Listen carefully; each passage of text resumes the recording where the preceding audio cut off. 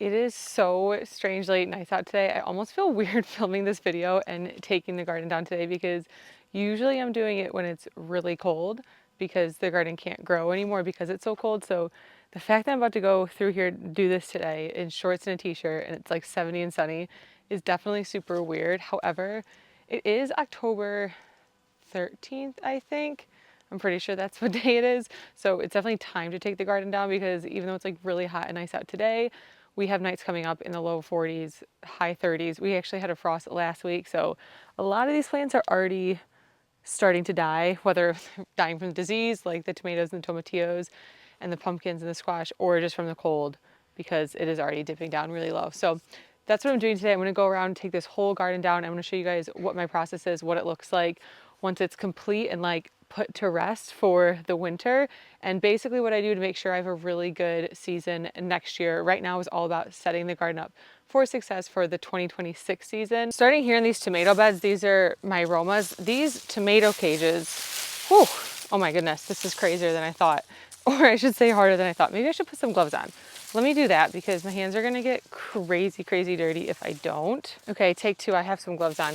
These cages, which have been my favorite new, say like purchase of this year's garden, come out in two pieces. So that's the top, and then let me just rip this out really quick. Whew.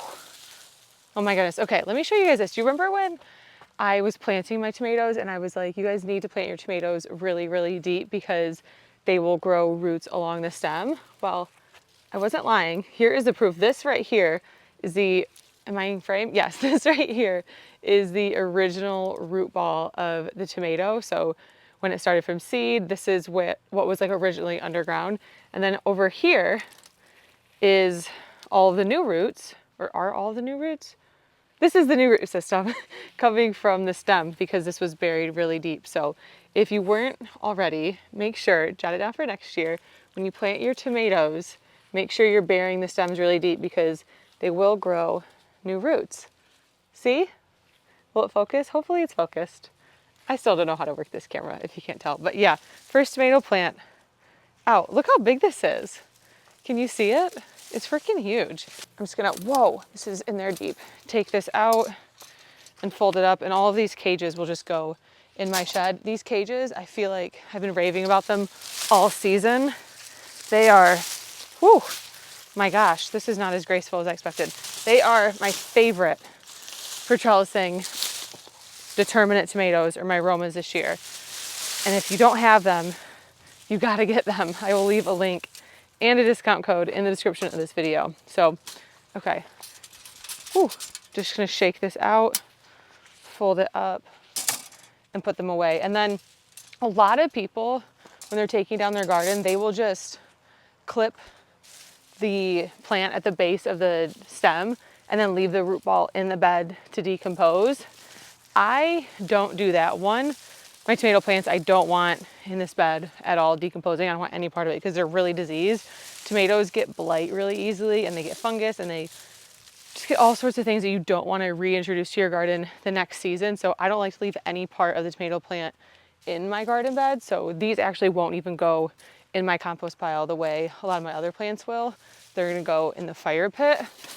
So I pull out the entire root system and burn it. I don't just cut it at the base and let it decompose. I've done that before with, I think I did that last year with my pepper plants. I cut them at the base. And then the next year they weren't really decomposed very well. And I just had these like root balls everywhere and it got really annoying to like have to plant around them.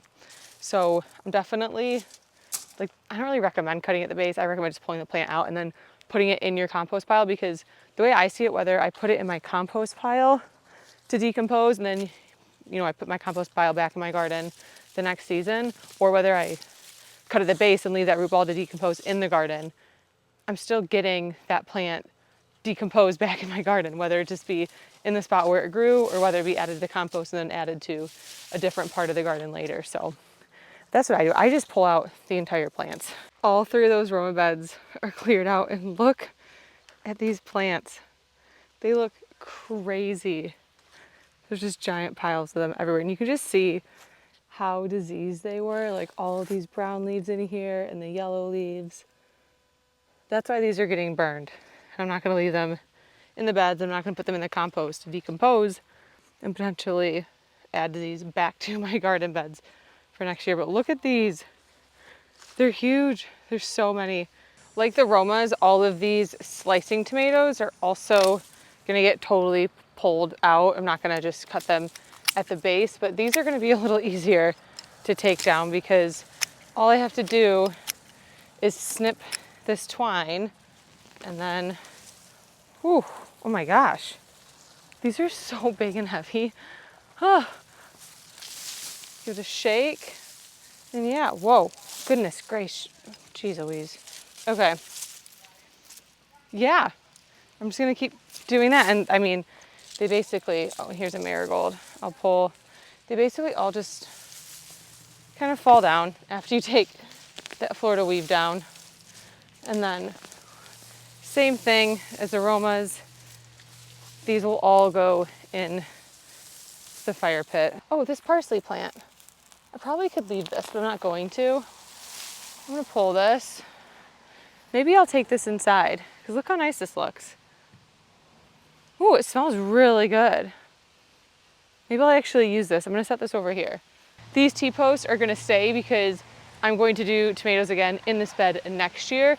Some people rotate their crops every year, and I definitely rotate some of them. Like each year, some of the beds have different plants than the year before, but I don't like totally rotate everything, especially with this season being the first year with this raised bed, this one, and like the two behind me, because they were added this year. I think it's fine to kind of plant the same things in these ones again. So these are gonna get the slicing tomatoes again next year, which means they need the Florida weave next year. So I'm gonna leave the T-post here. That way we're one step ahead next year in 2026. But I will come through with scissors and cut all of this string down and throw it away, obviously, because I can't let that hang out all winter.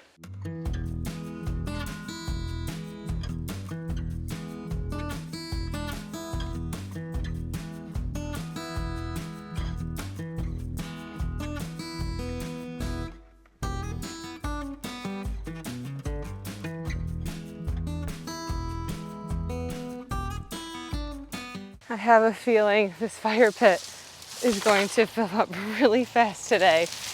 Oops, whoa. Oh my goodness. You guys, this is only like 3 or 4 plants, I think. Oh no, that's a lie. 1, 2, 3, 4, 5 plants. Got like 40 something tomatoes. Oh boy, this is a workout.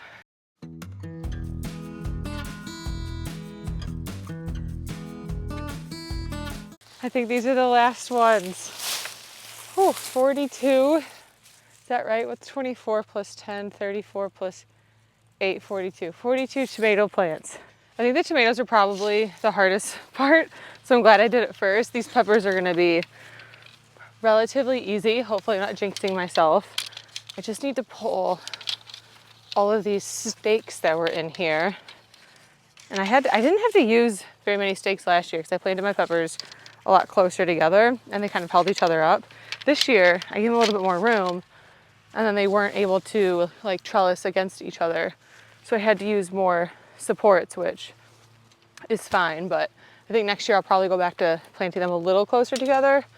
And I think for my bigger peppers, I don't know if I can reach that. Maybe if I climb in here. I think for my bigger peppers, like my bells and pavolanos, oh my gosh, it's really in there. I'm going to get more of the tomato cages and use those because I feel like those will just work really well to contain them. Unlike the tomatoes, these are actually pretty healthy. Some of them, a lot of them, most of them still have peppers on them. And if I was really ambitious, I would do a harvest right now and preserve them, put them away. But honestly, I have kind of a lot of peppers right now in the house that I still need to do something with. And believe it or not, I still have peppers from last year, all in my freezer and my basement, canned up. So I really just don't need any more. So I'm just gonna pull all these. And unlike the tomatoes, did I say this already? Gosh, I feel like I lose my mind. Unlike the tomatoes, these aren't diseased. So they're not gonna go in the fire pit. They're gonna go straight into the compost pile. Oh, where am I going? To the compost. I have, oh, there's a stake. I missed this one. Just a little guy. I have two compost piles. One is a mature pile that we stopped adding to probably in like the beginning of the season. And then we have a like immature pile that we keep adding to throughout the season. So these ones will all go to the immature pile, which will break down over the next, I don't know, how long until next spring, maybe 9 months, 6 months, whatever it is. They will break down, all this will break down in there to then use the compost in the beginning of next season. And then the mature pile, what I have right now, that's been maturing over the last, I don't know, 6 months or so, that's what I'll use to top off all of these beds. So these actually won't be used as compost until next year. I think now the rest is pretty simple. It's kind of the same. I'm just gonna go through and, oh, I should save these. I'll bring these inside along with that parsley I grabbed earlier. I'm just gonna go through and start taking everything else down.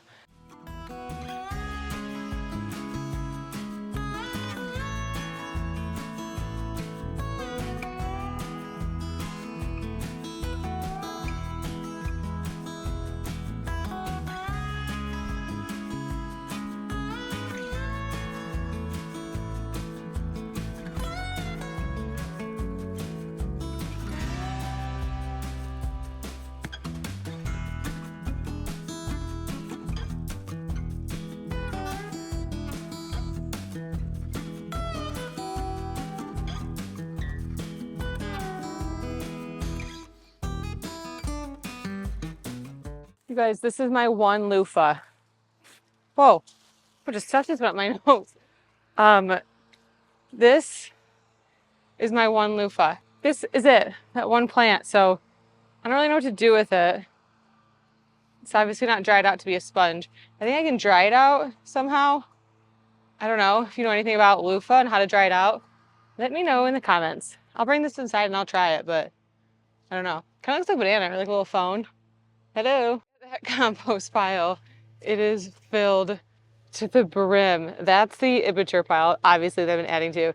That's the mature. It's really not that much. I'm not gonna be able to top off every bed, but I am gonna shovel all of that into each of these beds. But look at the garden. It's kind of sad. Everything's so empty now. It's all cleared out except for this one bed over here. I still have this bed of carrots that will be harvested in the next few weeks or so. And honestly, I just realized I should probably fertilize these because I've not hit them with any fertilizer in weeks, but that's okay. I'm sure they'll be okay. But other than this bed, everything is taken down. I need to do obviously some cleanup with all of like the orange twine, especially those back beds over there from the Florida weave. I need to put that away, but other than that, it's pretty much taken down.